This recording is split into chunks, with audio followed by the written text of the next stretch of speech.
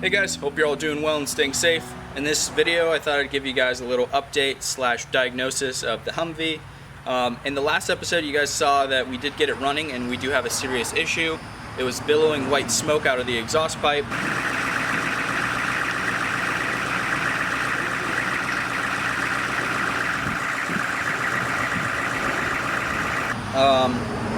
And what I ended up doing is I took the rear housing off the turbocharger, the exhaust side, and I did notice a lot of like coolant or antifreeze like shooting out of the back while it was running.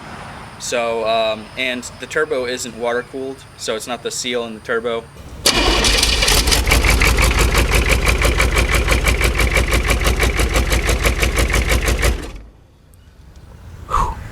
Smokes a lot, and that is not very good smelling.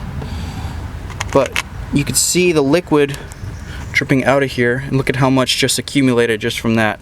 It's dirty because of the soot in the exhaust, but it doesn't feel like it has any lubrication properties, and doesn't smell like oil or anything. So what I'm thinking is it is a blown head gasket, possibly in the rear cylinders because they're closer to the turbocharger, and maybe the coolant is like shooting out before it gets like evaporated or something. So I don't know, we're gonna go ahead and take the cylinder heads off in the next few episodes. While I'm at it, I was gonna throw in some ARP head studs, and what the head studs do is they allow for a more distributed torque loading on the actual clamping surface of the cylinder heads. So it's not gonna prevent the head gasket from blowing again, but it'll kind of mitigate the risk. We'll also throw in new head gaskets, of course, and then possibly take this cylinder heads over to my buddy's house. He has a full machine shop and they do a lot of cylinder head stuff there, so have him take a look at it, make sure everything's all good, just freshen everything up. And hopefully, if everything works out, I'm possibly going to be working with a company that has offers a turbocharger upgrade kit for these 6.5 turbos, and it boosts the performance quite a bit. So if everything works out, we'll be making a bunch of videos on that, and that'll be awesome. This thing would just be a beast. And also the ARP head studs are kind of like a supporting mod for that. In my opinion, I think it would be a good idea if I'm going to be adding more power, more pressure inside the cylinder, that I would want better clamping force. So those ARP head studs will be the way to go. So initially when I got this truck, it was fairly easy to get started. The main issue that we had was the puncture in the transmission pan. But when we fixed that, filled it all up, really all that we had to do was bleed the fuel injectors, put some new batteries in it, and she started right up. The engine sounds really healthy. There's no knocking, no weird sounds. I've changed the oil twice already. Once before I ran it, of course, and then just after all the running that I did, just idling in my driveway, because I did notice a coolant in there and I didn't want any like contamination of my oil, but thankfully there wasn't any. There was no coolant or water or anything in the oil, so at least it's not getting past the cylinder rings or anything like that. And I'm not going to run it until I fix the issue, because I don't want to hydro lock any of the cylinders in case they are filling up with coolant, and that's why I want to get this done pretty soon, because I don't want coolant sitting in my cylinders. I drained all the coolant out anyways, but I did notice a puncture in the actual radiator. The front corner of the radiator is leaking. So what I'm kind of thinking is like maybe when this was in the service still, they punctured the radiator somehow, maybe a little rock got thrown up or something, and they didn't realize it, and they kept driving, and then maybe it overheated just barely, and just enough to blow the cylinder head gasket and not damage anything else. And then that's probably why they started disassembling everything to take the whole engine out, because instead of replacing the cylinder head gasket with it in the vehicle, they were just gonna throw in a new power pack or something. So not too bad. I guess it kind of gives us an opportunity to freshen everything up and make sure everything's reliable before we start driving it. So I guess it's just Humvee life. There's ups and downs, but there's always a bright side to it, I guess, because now we'll have a stronger engine after this, after we put the ARP head studs in, a new new cylinder head gaskets, and while I'm at it, I'm going to throw in a new water pump and just any of the regular maintenance items, I guess. New cooling fan. All that stuff will be easy to access after we take the whole cooling stack off and send the radiator out to be fixed. But so in the next few episodes, or the next few things you guys will be seeing, I don't know if I'll add it onto this video or a next one, but we'll be disassembling everything and just getting it ready to get all that stuff done to it. So can't wait to drive this thing and get it on the road, especially if we end up getting that turbocharger upgrade kit.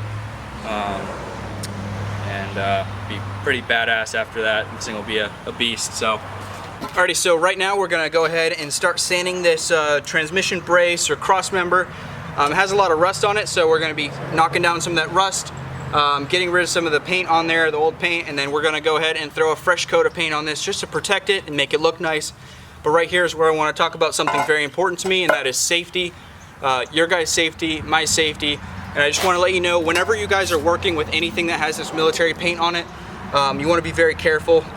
So whenever you're like sanding, grinding, welding, anything with the paint on it, you want to have a very good respirator. You don't want to be breathing this stuff in. Normal paint dust is also dangerous, so you don't want to be breathing that in, but this stuff especially, they have like crazy chemicals in here. So to protect your lungs, I'd recommend getting a very good respirator. I was sent this one by a company called Hmmwv, so I'm going to be testing it out over the next few days, next few weeks, and I'll let you guys know how good it is. And if I think this is a good product for you guys and for me to use, I will go ahead and make a separate video talking about this and talking about just being safe around this kind of paint. So I guess let's go ahead and throw this mask on and start getting this prepped and sanded so we can go ahead and paint it.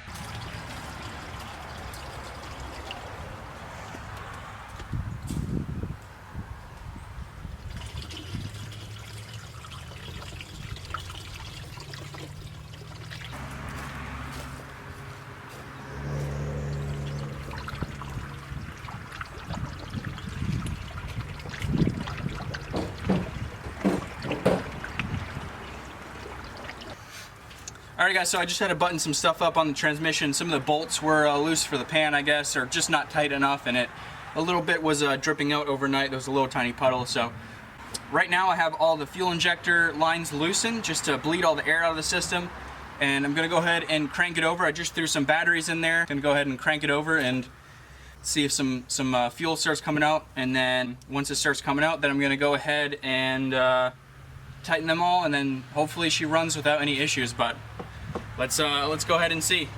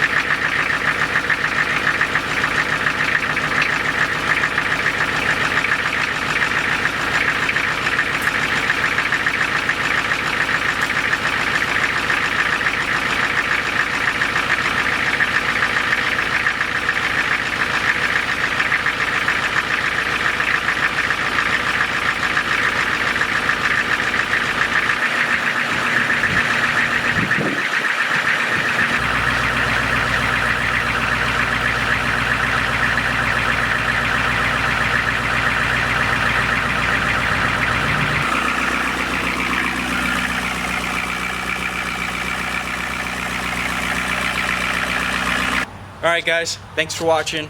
Can't wait to get working on this, and we'll see you in the next one.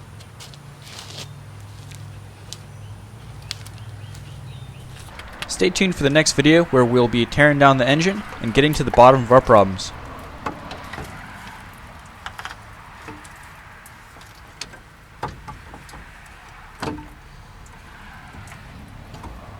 Okay.